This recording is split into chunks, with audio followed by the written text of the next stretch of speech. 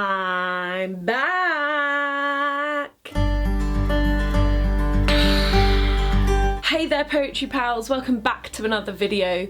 This is my first week as a creative freelancer. I haven't made a video in a while, so I thought I would tell you a little bit about why I made the decision to leave my day job, what I'll miss, what I don't miss, what I'll be doing instead, and what that means for this channel. But before we go any further, please make sure you like this video, subscribe, and tell you what, while we're on the subject, why don't you follow me on social media? I am at Josie Alford Poet on all of the things. Ding! So for those of you who don't know, I have spent the last 6 years working at a students' union here in Bristol. I started in 2015 as a receptionist, and I worked my way up into marketing through sheer fluke. I had no experience in marketing other than just saying, hey, I'm really good at writing and I'd really like to give this whole social media thing a go, please. And it worked. But it turns out marketing wasn't my thing, or at least it wasn't my thing at the SU. I kind of hated the time I spent in marketing. It was super stressful, we were totally overworked, and my colleagues in other teams would often end up blaming me for when their events didn't go well.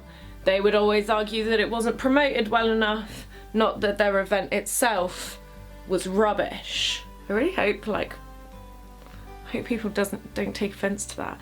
Sorry team, I love you. While I was in marketing, I decided to quit to do a master's in creative writing because, you know, why not? But I still ended up working part-time at this students' union while I was doing that. I worked a couple of days a week on satellite campuses. It was pretty great. Then a couple of years ago, I became the campus coordinator. It basically meant that I had to know a little bit of everything that the SU did, and I ran events and engagement activities with students on a satellite campus. Now, for those of you who know me, you will know that I am particularly passionate when it comes to satellite campuses. And for those of you who are like, what the is a satellite campus? I'm so glad you asked, guys. For a lot of unis in the UK, their premises will be split across multiple campuses, and there'll always be one which is the main campus, and they're the ones that get all the attention and all the good stuff. They tend to have better bars, better activities, better offices for staff. They also tend to be the ones with the most students. Then you get the satellite campuses. These are the ones where the weird little subjects get studied. In my case, the one that I worked on was all the arty and creative subjects, and what happens is that they tend to get ignored a little bit. So I feel very passionately about this, and I spent 2 years fighting for super cool things to happen on the little bitty campuses as well. Anyway, none of that's relevant. The reason I bring this up is because that role was perfect for me because it was part-time, term time only, which means I only worked 25 hours a week for 37 weeks of the year. It was perfect for me to build up my freelance earnings on the side whilst also getting a steady income. During my time as campus coordinator over the last 2 years, I've been able to build up my freelance experience as well as working with super cool organisations such as Burning Eye Books, Lyra Poetry Festival, and loads of charities, all while getting a steady income. So why did I quit? This job role was only ever going to be a 2 or 3 year thing while I built out my freelance career, and I knew that I was always going to make the jump to become full-time freelance. That's what I wanted. When the pandemic happened, I actually got furloughed for 6 months, all whilst getting paid 100% of my pay. So lucky. But what that meant was I had a lot more time to increase my skills, increase my experience, and work with a load of different people. So when I did start returning to the office about 6 months ago, I realised that that wasn't something that I wanted to do anymore. I was ready to make that jump. Things that I'll miss. Number 1, steady income. I know some people think it's tacky to talk about money, but the fact is I think we should talk about it a whole lot more. And I'm really nervous about not having a consistent amount of money coming into my account every month, knowing that it's going to be there. That lack of security scares me. However, I am totally privileged to be able to make this jump and quit my day job. Something I'm very lucky to be in the financial position where that is okay and I can do that. Not a lot of artists can. 2, working near Ashton Court. It's really pretty and I like it. Number 3, having 3 computer screens. Did I need it? No. Was it amazing? Absolutely. We had these cool robot arms, well, you know, just like monitor arms, but they were hydraulic, which means it was really easy to lift them up and turn them around so that I was able to show my screen to students, and I miss it. I can't afford that sort of tech. I didn't really need that sort of tech in the first place, but I got accustomed to it. I've become accustomed to a certain way of life, and now I'm back on. I've still got 2 screens. What am I talking about? It's still pretty great, but like, Number 4, free staff car parking in the centre of Bristol. Gonna miss that. Gonna miss that so bad. Not gonna lie, gonna ride out my own car parking pass to see how long it is until I get ticketed, but I'm gonna miss it. Number 5, student discount. If you work at a student's union or a university, you can use your university login to buy yourself a student discount. Admittedly, I have totally ordered one for the next 3 years, so I'm not going to actually be feeling this effect until 3 years' time, but student discount. I'm also gonna get, I'm related to this, but I'm gonna miss getting confused for a student. There's something about hanging around on a university campus that makes people think that you're a student, and I'm gonna miss that loads. Number 6. Staff benefits like counselling and money towards glasses and stuff like that. The SU, don't get me wrong, had its faults and we're going to talk about them in a minute, but like, they actually gave us loads of money and support towards different things, like but the EAP, Employee Assistance Programme, was actually pretty sick, and I'm going to miss that a lot. I'm going to have to pay for my own glasses. 7! Going to work helped me remember what day it is. It also reminded me to actually get some sleep, and now I'm totally responsible for my own routine and motivation. Don't get me wrong, it's freeing, but it's also kind of intimidating and scary. I am actually a grown-ass woman. Why am I so scared about this? Anyway, number 8, my work pals. I was blessed, #blessed, to have one of the best teams ever to work with. They were amazing, and especially during this last year, like, they have been a total support network and some people that I know I could go and talk to no matter what. Like, if we were getting stressed at work, we could just sit and have a cup of tea and talk it through, and like, we'd find solutions together. And now I'm on my own. Sure, I've got my friends and stuff, but like, your work pals fill a very certain work pal niche that I'm not gonna have anymore, and I'm gonna miss that. I think what I need to do is find myself a load of freelance work pals so that we can get together and have a cup of tea in our staff room, i.e. one of our kitchens, and have a little bitch and a moan about it. I think that's what's going to have to happen. So if you live in Bristol and you want to be part of my freelance work pals bitching group, then hit me up. I could legit do a Zoom version, couldn't I? Okay, so enough of the sloppiness. Here's the things I won't miss. Number 1, the commute. It is 7 miles door to door from my house to that campus. Cycling is so boring once you've done it every day for 4 years. I'm not interested. It's long. The parking, the traffic, the cycling. Scooting is actually pretty fun, but the rest of it, absolutely not. Although, I do just want to take a second to have a humble brag, because last Wednesday, which was the last day that I actually cycled to campus, I did it in 29 minutes and 30 seconds, which is the quickest I've ever done it. And let me tell you, I've started to feel down about not fitting into my clothes recently. But actually, what last Wednesday taught me is that my body is all powerful. And in fact, those clothes that don't fit me anymore just can't handle my power, and they're just gonna have to get over it. Anyway, I've got stuff on Depop, by the way, so ding! 2, work-life balance. My. I only work 25 hours a week, but because I was doing lots of freelance projects on the side, I was ending up working like 50+ hour weeks, and anyone who has worked that will tell you that it's really hard to have a good work-life balance. So I'm not going to miss having to fit all my stuff around in the evenings and the weekends.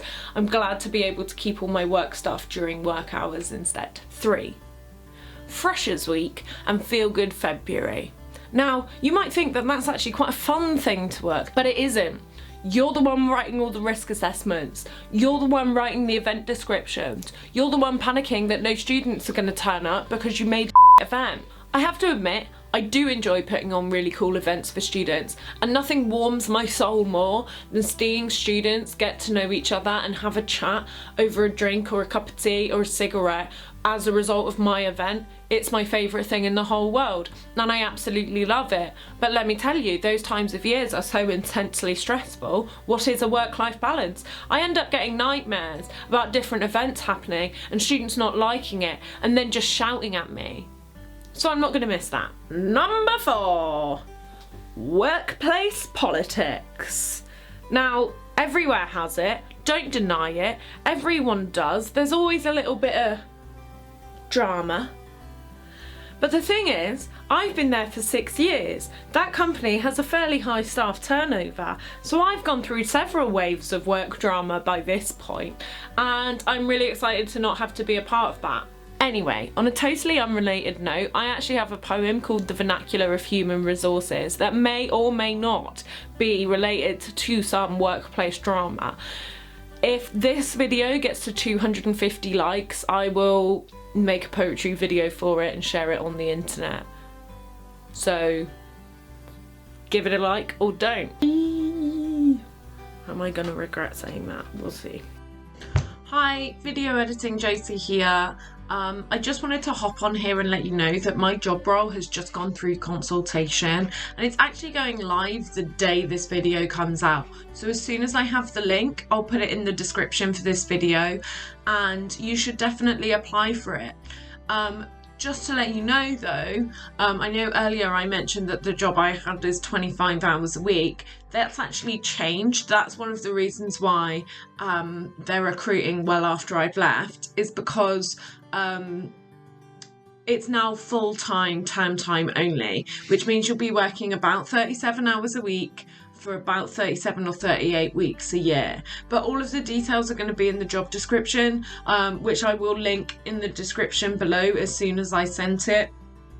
My boss is super keen on getting as many people applying for it as possible. Apparently you have big shoes to fill. Okay, back to the video, but yeah, link in the description. Okay, bye. So, what am I gonna do now? Well, I'm glad you asked. Poetry. I've got more time to work on my own poetry, and I've also got more time to promote myself, get myself out at some gigs. It's gonna be exciting. I'm also looking into applying for funding to give myself the time and the space to write book number 2. Book number 2, Josie? Where's book number 1? I can't actually tell you, but book number 1's happening. It's going along. Next up, social media. I'm a social media consultant. I run social media training. I particularly like working with freelance creatives and artists so that they can better manage their time on social media so that they can carry on doing what they do best, their art. If that sounds like something you'd be interested in, I'm going to leave a link to my website below. Just use the contact form to get in touch, and as soon as I set a date for the next one, I'll add you to it. It's going to be good. Video editing. It turns out people pay me to do this now. I know, crazy. But over the last year, I've been able to learn a lot more new skills, something that I'm going to continue doing. And now I get paid to do people's video editing as well as captioning. Speaking of captioning, I've had a really cool time at working with different poets and poetry organisations, captioning their work. I'm going to link to certain bits and bobs down below. But one thing that's actually really interesting is almost like the act of translation when you're captioning a performance poem, because what normally happens is the poet will send you the text of what they've said, but like, do you choose to do line breaks or don't you? Anyway, if you're interested in hearing a video about captioning live performance, then comment below and I'll see what I can do. Also, another point about captioning is because I've been doing so much work on it, I've realised how important it is for accessibility, and now I'm going to be spending the next couple of weeks going back through all my old YouTube videos and making sure that they are captioned accurately. I'm sorry I haven't done this before, but I'm going to do it now and I hope that's okay. And finally, this, YouTube. Although I don't actually make any money doing YouTube right now, I personally really enjoy doing this. I love the little community that I have built in this little corner of the internet. I love my poetry pals. I enjoy making these. So my plan is to keep up with the weekly YouTube videos. I know I've been away for a couple of months. I am sorry about that. It's just that freelance work and day job work have been getting really intense. But now I've got more time. I've set in time, especially to make videos for you. So I hope you appreciate it. So, how can you help? And I'm really glad you asked that. Thanks. I love making these videos, but it's often the first thing to go when things get busy and I have other freelance projects to work on. So to carve out that time in my calendar, I'm starting a Patreon. I'm starting a Patreon so that you can help support me make my content. Depending on what tier you use, there'll be monthly writing workshops, as well as like detailed feedback on one of your poems, and there'll be other benefits that I add along the way, but for now I'm keeping it simple. If you want to support me doing this so that I can take less time-consuming corporate work and spend more time doing this, like making videos about poetry and sharing them on the internet, then I'll share the link in the description below. Join the Patreon. We have badges. Okay, enough begging. I will see you next week for my next video. Comment below on the sort of topics you want to hear, although patrons will get listened to a whole lot more when it comes to choosing content. So thanks for joining me this week. I'll be back next week with another video. I hope you guys have a wonderful weekend. Bye.